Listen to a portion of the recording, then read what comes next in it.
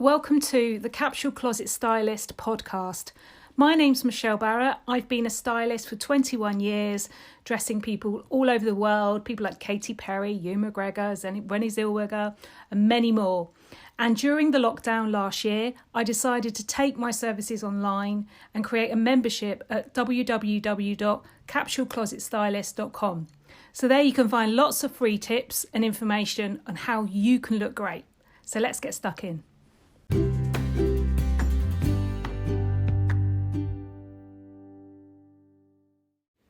Hello and welcome to this week's podcast. So this week looked like it was actually going to be quite spring-like, but now it's raining again. It feels absolutely freezing. I can't wait till spring properly springs because it's supposed to be like, longest day and all that. But or we're supposed to have entered spring, but it definitely doesn't look like it at the moment. Anyway, I've been continuing with my membership, and actually it's given me a lot of inspiration based on the questions that I get each week, because my members submit a question to me once a week and I answer them in a live, and it's given me quite a lot of inspiration as to, some of the issues that people have and how I can kind of help people as well. So one of the questions that I had recently was how to spot fake clothes, because it's so important when you're building a capsule wardrobe to try and choose quality over quantity. Now, what that means is sometimes people often think that it means that you've got to spend loads of money, but that's not necessarily the case. I would recommend you, if you're going to buy, say like you're buying a new coat or you're buying a new jacket or whatever it is, and you've got an idea of what colours you're going to have and what styles, you've thought about the colours, you've thought about the styles that suit your body shape, you've thought about your lifestyle, and you've kind of broken up your lifestyle from 100% in a month, so you know kind of what your wardrobe needs. In other words, how your wardrobe needs to serve you. You've become very intentional about what it is you're going to get. Then I would definitely choose quality over quantity. And that doesn't mean designer names, it just means quality over quantity. But the way in which you can do that is to choose secondhand. I would definitely choose something that's of good quality secondhand than something new that's going to fall apart in a couple of years. Because you can often go in the high street and pick something up for, say, a coat, for example, say for £100, £200, and then it starts falling apart after a couple of years, and then actually spend the same money on something which is much better quality, that's secondhand but in really good condition. So one of my clients in Capsule Closet Success, I'll leave the details of Capsule Closet Success in the notes as well, by the way, so you can kind of take a look if it's something you might be interested in. One of my clients in Capsule Closet Success recently asked me how to spot a fake. Now, obviously, this is slightly different dependent on what type of garment or accessory it is. But there are some kind of general rules which you can look out for, which will mean that it's more likely to be a real brand rather than a fake.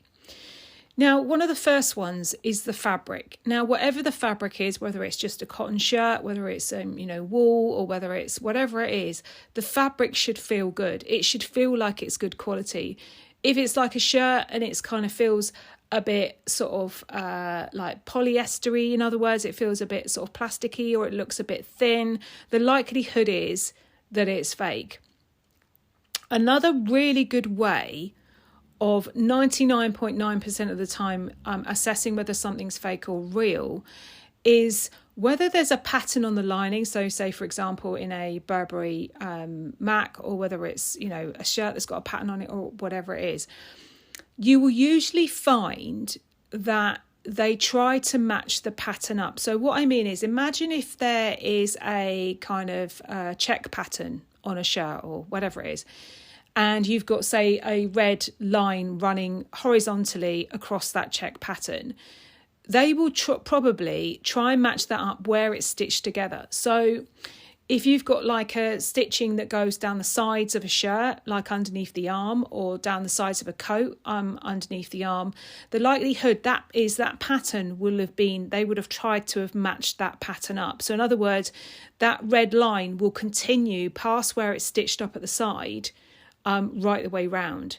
If it's a cheaper fabric, or it's a cheaper garment, they are less likely to do that. And the reason for that is because when it's a quality garment, they will want to make it look as clean and as quality as possible. So they will cut the pieces of that garment so that that pattern aligns, and there will be more wastage actually in terms of how they cut it, because they want it to look like as clean as possible. Whereas when it's a cheaper garment, they will use as much as they can and even kind of have bits that go upside down sometimes, just to make the most of that fabric. So often that pattern will not meet exactly where it's stitched up. So that's one little thing to look out for. Another thing to look out for is, for example, like sort of a stitching on a garment which actually kind of is very representative of that brand. For example, Levi jeans, you've got the stitching on the back pockets, which is kind of like a bottom of a diamond, sort of curved diamond shape on the back pocket. So that's one indication that it might be Levi's to look out for. Another one that I believe is correct, like for for Burberry Max, for example, is that there's usually 4 lines of stitching on their belts. So that's something else to think about. Also, another thing to think about is, so it's not just the fabric, another thing to think about in regards to the stitching is how well stitched is it? Now, there's a lot of little bits and pieces you can look at with that, is where it's finished. So in other words, where the stitching has been finished off. So it's been stitched around on the machine, and at the end of it, you'll sometimes find that on the edge of a piece of fabric, or you'll find it, usually on the edges actually. So it will be, it would likely be finished off, like if it's on a coat, it would, like if it was around the hem or something, it would likely be finished off like close to where it closes at the front. Have a look at how it's finished off. Is there any stitching that's kind of fraying away? If it's not too old, that shouldn't be the case. The other thing to look out for, and this is often quite indicative and also is a really good example of whether something's good quality or not, and that's how straight the stitching is, particularly if you've got something that's double stitched or that is stitched alongside an edge. So like, for example, with a belt, on a coat or something like that, how level is the stitching in regards to the edge? Is it equal all the way down? Is the fabric folded inside correctly? There's not any puckering? That's the other thing. Is it kind of puckered in any way? It should be really, really smooth and really, really clean. Other things to look out for is how kind of buttons are sewn on. Are the buttons sewn on solidly? When usually, it never happens, but when you sew on a button, you're supposed to sew them on so that there is no more room for any more thread to go through those holes, whether it be the holes with a little loop on the underneath of the button, or whether there's 2 or 4 holes on a more flat button. It should be that much that they wouldn't be able to have any more stitching go through it. So it should be, those buttons should be on there securely. That's another really good indicator whether it's good quality or not. The other thing to think about as well is, when you're looking at fakes, is find out where that brand manufacture their clothing. What parts of the world they manufacture their clothing, and have a look on the labels and see where the garment was manufactured. Another thing to think about as well is, on a lot of brands, not all of them, but some of them have these like holographic kind of labels on the inside as well, and even numbers for authenticity. So that's another thing you can look at as well, is the number, and check the number and see if it's authentic. So generally it's kind of a case of sort of looking at how something's stitched together. And it could be, if it's a bag, for example, it could be the strap. How's the strap stitched on it? Does the fabric feel real? Does the pattern align on the side of it? There's lots of different things. It should be, basically, they would have spent more time making it look as good quality as possible, rather than pushing it out as quickly as possible, in terms of making a quick buck on each item.